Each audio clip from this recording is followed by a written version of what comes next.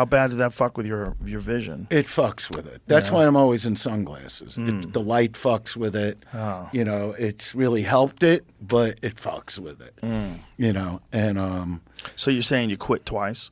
yeah. And then you didn't smoke for how long? So I didn't smoke for 10 years. Then when my father was supposedly going to pass away, I was with Eleanor playing a club in Virginia. I was standing on this corner with like 5 different roads with cars going. I just bought a pack and started smoking. Wow. So that went on for like another 6 years.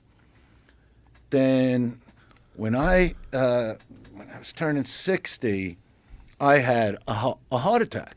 I didn't even know I'm having one. And it was in Vegas, and, you know, they put a stent in. And I just stopped that day. I just Yeah. I didn't die. need any kind of patch or shot or just stop smoking. Why do you carry them still? But it's the same with gambling. I could shut. I just we're having a conversation. You have right? one in your hand. I love it. I do love holding cigarettes. Even when I do concerts, they have to have 2 packs in the dressing room. That's hilarious. You know, but I never light them. I don't get the urge to light them. What if someone lights one around you? You okay Couldn't with care that? less. Really? You want to smoke? Smoke. No, you know. no.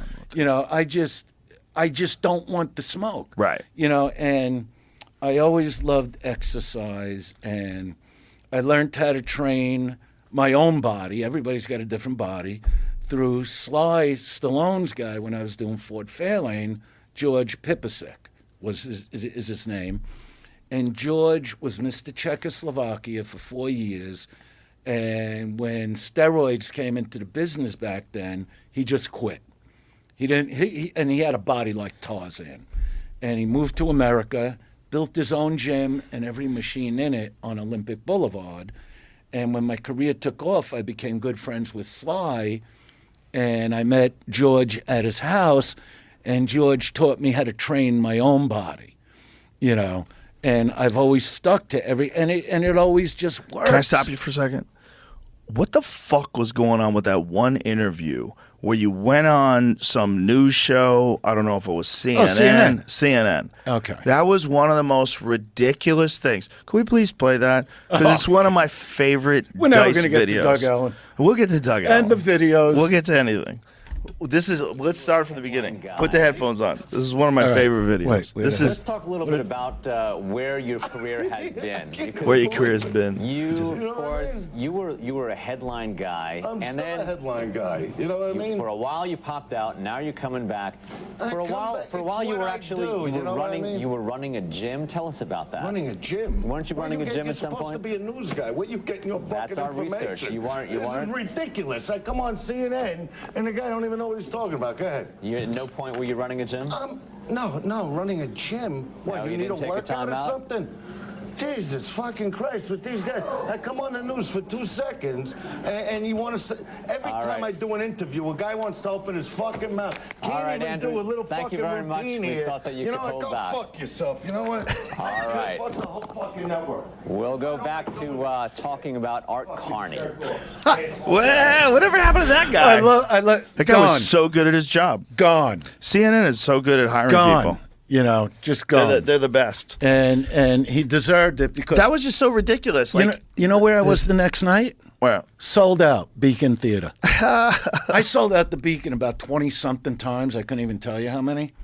And it's like, why is this guy, what? And I remember doing interviews about it back then going, what was it? His mommy doesn't like me? no, That's how I felt I'll about tell you it. what it is from the outside. There was like a cultural narrative. And the cultural narrative is if you're a good guy, you hate that guy, and you don't think that's funny. You don't think the things he says are funny. And again, I bring it to like all other kinds of fiction, whether it's movies. I like violent films and violent books. I enjoy them. I don't know why. I like them. I don't think that's really happening. I don't think that's real. Like, is it fucked up that people getting shot is entertainment for people? I don't know. It's up to you, but no one's really getting shot. So what the fuck are you worried about? It's Equalizer. but the thing is, like, you don't have to like it. that's the thing. It's like for some reason it became like a hot button cultural issue, like where your comedy was, this character was demeaning, and it was going to cause other people to be demeaning too. But my thought was always, like, is it going to cause you to be demeaning? Are jokes going to cause you to be demeaning to people? Is that really possible? So then who are we talking about? Are we talking about kids? And is that what's that on? Is that on the parents? Is that on the teachers? Is that on the kids? Or is that on Dice to raise your kids? Like, what is that? Number one, I just think, we've been so held back now. Like comedians, for the most part, are just being held back because comedians, as Lenny Bruce put it, and I don't even study comics, we're supposed to be a mirror of what's going on in the world and say things what's going on in a funny way. That's all comedy's supposed to be. Depending on how hard you want to get about it, well, that's up to the actual individual comic. Yeah. But to put cuffs on comedians in 2023 is the dumbest thing I've ever heard of. Well, this is the time where it's, it's important to make fun of things because things get real serious. Yeah. That shouldn't get that serious. Because you're not allowed to express, and when people not allowed to fuck around. When people have to, I watch these shows with my girlfriend. Let me tell you something. I keep saying it, but this is a girl that's been through a lot with me. She's been through the palsy phase.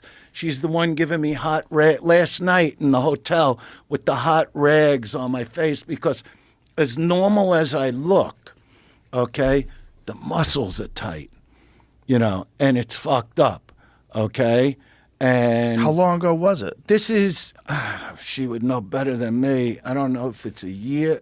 It's a year in July, I think. Somebody could ask her. It's either a year or 2 years that I'm dealing with this, but I refuse to back up. You understand? I refuse to just fold.